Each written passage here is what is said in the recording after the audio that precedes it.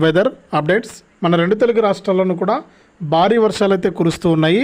ఇక ముఖ్యంగా చూసుకుంటే హైదరాబాద్ అంతా కూడా జలమయం అయితే అయిపోయింది. నిన్న సాయంత్రం ఎడతెరిపి లేని వర్షం కారణంగా మనకు ఈ విధమైనటువంటి పరిస్థితి నెలకొందనమాట. ఇక మరి కాసేపట్లో హైదరాబాద్లో మరొకసారి భారీ వర్షాలు అయితే కురవనున్నాయని హైదరాబాద్తో పాటు తెలంగాణ రాష్ట్ర వ్యాప్తంగా అక్కడక్కడ జిల్లాల్లో వర్షాలు కురిసే అవకాశం ఉందని వాతావరణ శాఖ అయితే ప్రకటించింది. ఇక ఏపీలో కూడా మనకు ఇదే పరిస్థితి అయితే కొనసాగబోతుంది. అన్ని జిల్లాల్లో కూడా తేలికపాటి నుంచి మోస్తరు వర్షాలు కురిసే అవకాశం ఉందని వాతావరణ శాఖ అయితే ప్రకటించింది. ఆ వివరాలన్నీ కూడా ఇప్పుడే మనం వీడియోలోకి అయితే వెళ్ళి తెలుసుకుందాం. దయచేసి వీడియో చూస్తున్న ప్రతి ఒక్కరు కూడా ముందుగా వీడియోను లైక్ చేయండి, తెలిసిన వాళ్ళందరికీ కూడా వీడియోను షేర్ చేయండి.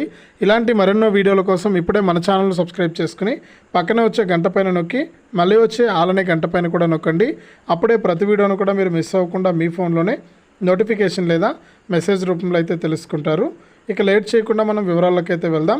ముఖ్యంగా నిన్న సాయంత్రం నుంచి కూడా హైదరాబాద్లో ఎడతెరిపి లేని వర్షం అయితే కురిసింది. ఇక మరొక 2 గంటల్లో భారీ వర్షాలు పడే అవకాశం ఉందని వాతావరణ శాఖ నిపుణులు అయితే అంచనా అయితే వేస్తున్నారనమాట.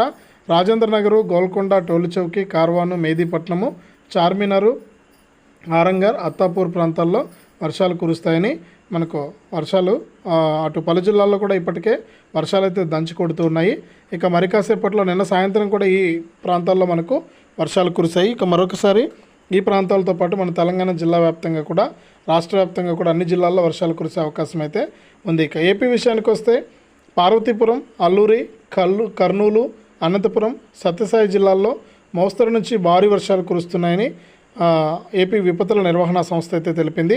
ఇక వైజాగ్, అనకాపల్లి, కాకినాడ, ఏలూరు, నంద్యాల, వైఎస్ఆర్, అన్నమయ్య, చిత్తూరు, తిరుపతిలో మోస్తరు వర్షాలు కురుస్తాయింది.